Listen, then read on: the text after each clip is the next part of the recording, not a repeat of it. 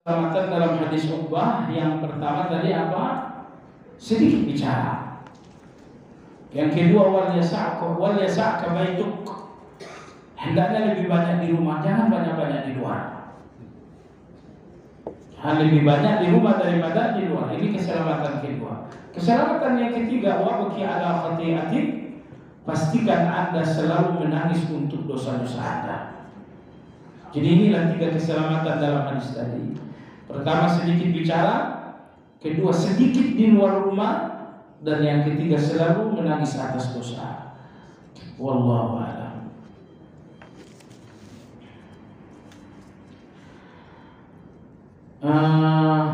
Iqamah sudah dikumandangkan, imam tidak datang.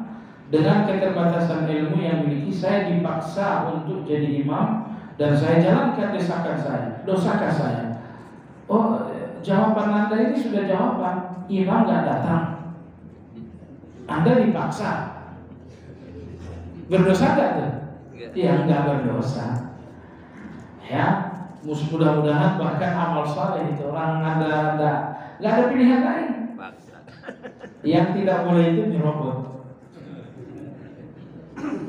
Sering disebutkan bahwa rezeki seseorang adalah yang masuk dalam kerongkongannya dikonsumsi, sementara hartanya yang lain belum tentu jadi miliknya. Bukankah rezeki seorang hamba bukan hanya sebatas apa yang dimakannya saja? Namun mengapa makanannya sering dipersempit seperti itu? Kenapa maknanya dipersempit seperti itu?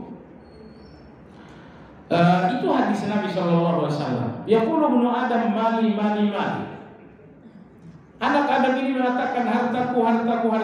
Padahal harta kalian cuma 3. Pakaian yang digunakan lalu rusak, yang dimakan keluar jadi kotoran, dan yang ditinggalkan untuk keturunan. Yang Anda makan jadi kotoran, yang Anda pakai akan usang. Baju dipakai usang, mobil dipakai usang, rumah dipakai, akhirnya usang juga. Jadi harta yang sesungguhnya menyentuh Anda cuma 2. Apa itu?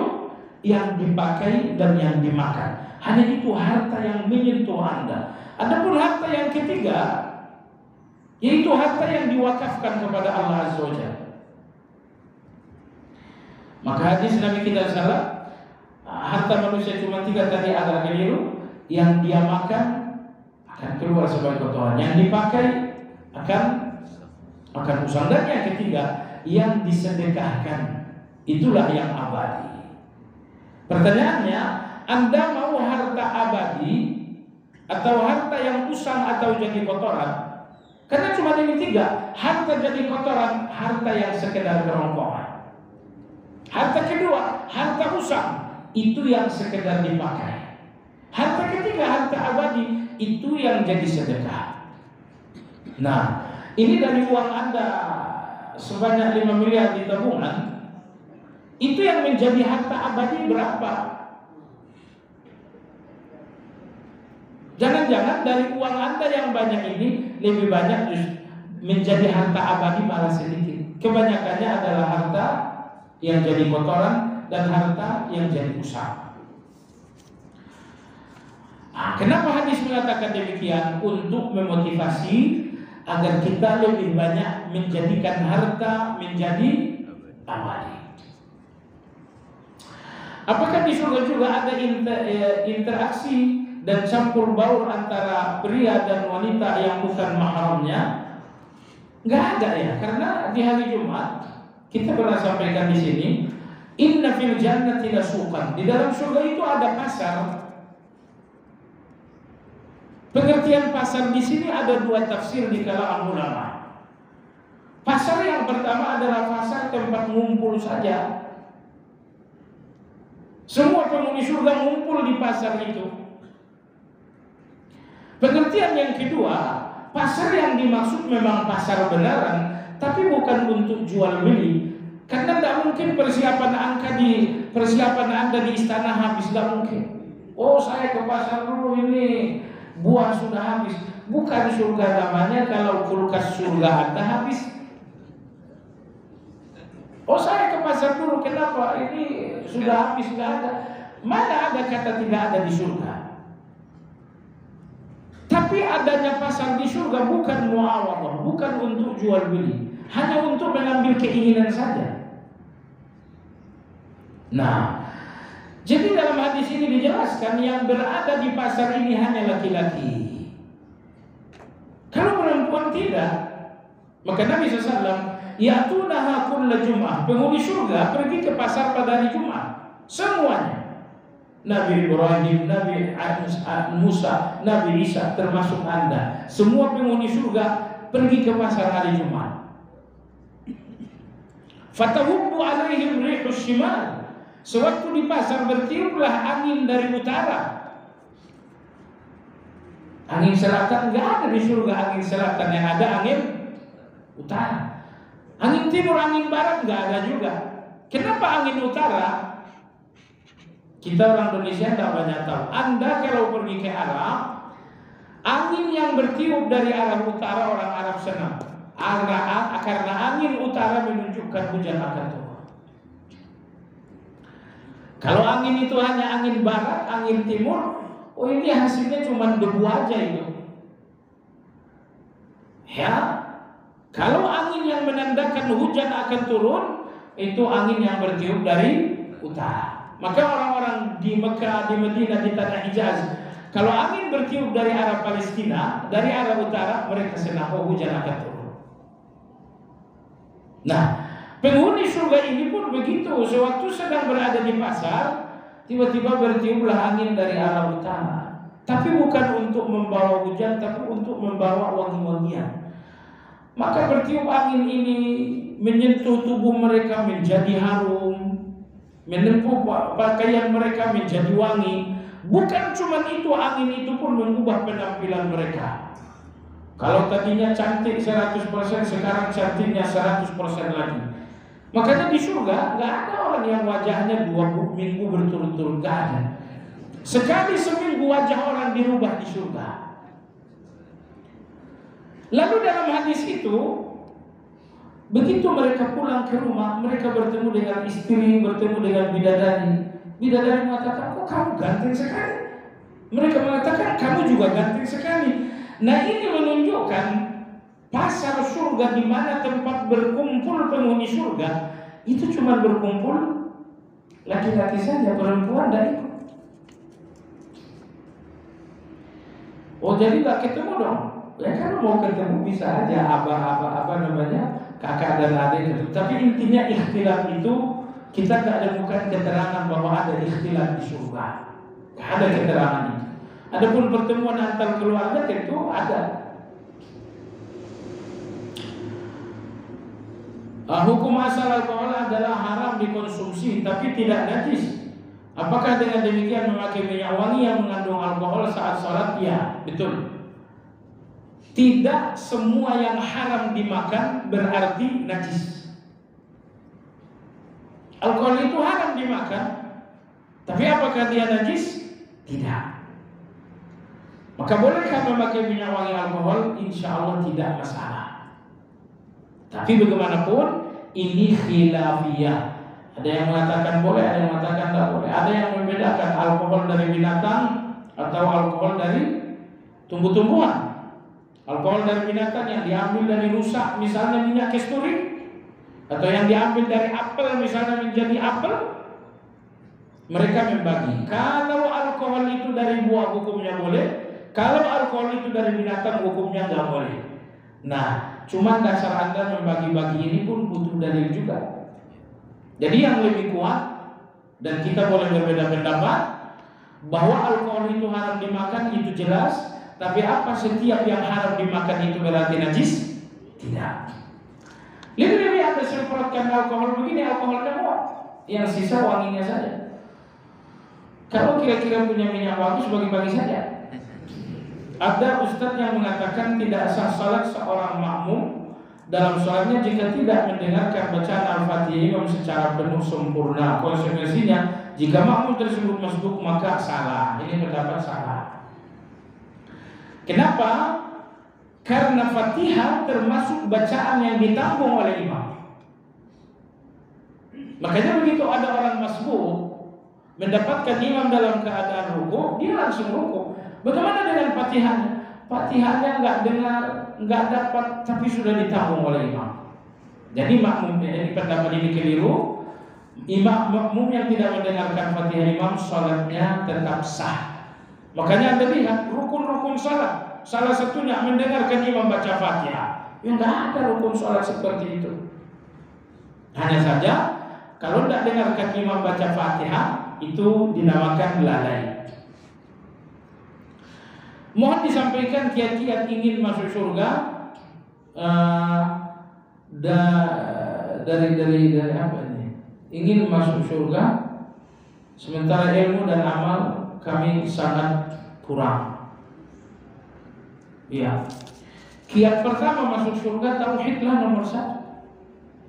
Jangan sama sekali menduakan Allah. Menduakan Allah itu orang yang paling kejam sekali. Ya, Anda disamakan dengan orang gangguan jiwa, Anda pasti mana? Lalu Allah disamakan dengan berhala yang nggak bisa lihat. Bukannya itu jahat sekali? Jadi tauhid, peluang terbesar Anda ke surga adalah tauhid. Peluang terbesar Anda kedua ke surga adalah taubat. Jadi tauhid jangan sampai terganggu dengan syirik. Dan yang kedua taubat, perbanyak taubat. Astagfirullah, astagfirullah, astagfirullah. Nah, nomor 3, jangan menyakiti orang. Jangan menyakiti orang. Insya Allah dengan 3 hal ini sudah cukup. Ya, tentu tidak dinamakan taubat kalau Anda nggak salah, nggak melakukan kewajiban. Taubat itu mencakup semuanya. Seringkasnya itu. Seorang ibu rumah tangga kebingungan atas sikap suaminya karena setelah rujuk suaminya tidak menampakkan perbaikan sikap-sikapnya, antara lain tidak memperhatikan nafkah istri dan anak-anaknya, meninggalkan anak istri berkali-kali tanpa alasan yang jelas, dan tidak memperhatikan mohon arahan bagaimana jika seorang istri akan menggugat cerai. Inilah perempuan, gugat cerai juga cerai.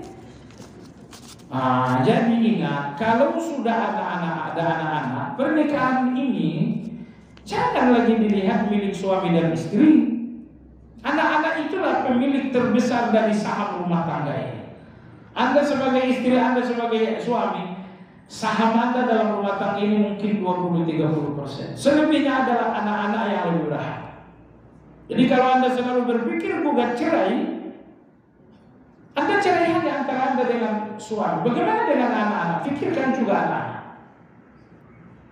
Pikirkan juga anak-anak jemaah sekalian. Oh, suami saya zalim. Oh, karena Anda nggak berusaha memaafkan. Kalau Anda berusaha memaafkan, Anda nggak akan pernah terluka. Anda nggak pernah tergores. Suami saya kasar, suami saya nggak peduli, bagi Anda itu buat bagi Anda jahat. Itu karena Anda nggak memaafkan. Kalau Anda memaafkan, persoalan sebesar apapun seolah-olah nggak ada. Jadi oleh sebab itu, saran saya kepada si penanya, jangan berpikir cerai kalau sudah ada anak-anak. Tapi kalau nggak ada anak-anak, hari ini juga daftar cerai. Karena ini laki-laki yang jahat ini. Ini laki-laki yang sangat zalim. Makin lama rumah tangga, makin banyak kezaliman laki-laki ini. Tapi itu kalau tidak ada anak. Adapun anak-anak ada, sudah Anda harus melihat mereka lah pemilik rumah tangga ini yang sesungguhnya. Anda berdua sendiri sudah lagi tidak kokoh untuk memiliki rumah tangga ini. Jadi jangan korbankan anak. Berapa anak? Anak 5, Anda cuma berdua. Oh, zalim sekali juga. Anda korbankan 5 orang hanya karena persoalan antara 2 orang. Jadi sudah. Kepada si penanya, janganlah berpikir untuk menggugat cerai. Yang mesti Anda lakukan adalah sabar, sabar, sabar. Sampai kapan? Sampai semuanya selesai. Sabar itu gak pernah rugi. Selalu untung sabar itu. Kenapa agama mengatakan sabar? Agar Anda gak pernah kalah. Orang-orang yang gak sabar, mereka lah yang selalu kalah dalam berbagai hal. Tapi orang-orang sabar gak pernah kalah, jamaah sekalian. Bagaimana dengan hak saya? Hak Anda minta kepada Allah kalau suami tak perhatian. Minta kepada Allah hak Anda kalau suami tak memperhatikan. Hakim Al-Asam ditanya bagaimana agar selamat dari manusia. Karena manusia ini rata-rata penjahat. Saya pun penjahat, cuma alhamdulillah belum ada peluangnya aja. Mudah-mudahan tak ada peluang. Sekarang yang membuat Anda sakit hati manusia, yang ngata-ngatain Anda manusia, yang menghilangkan harta Anda manusia, minjam uang tak bayar hutang itu juga manusia. Jadi manusia ini rata-rata penjahat. Nah, maka Hakim Al-Asam tabi'in ditanya bagaimana agar selamat dari manusia. Beliau mengatakan, jangan meminta kepada manusia tapi memberilah kepada mereka. Jangan meminta kepada mereka, jangan menuntut mereka, tapi memberilah kepada mereka. Tunaikan hak mereka dan minta hakmu kepada Allah Subhanahu wa ta'ala. Nomor 3, jangan bersalah kepada mereka, namun maafkan kesalahan mereka. Ini 3. Ini kalau Anda bisa pegang 3 ini, Anda selamat. Enggak pernah ada yang bisa menyakiti Anda. Walau ada orang yang menyakiti Anda, Anda enggak akan sakit. Ini 3 nih. Pertama apa?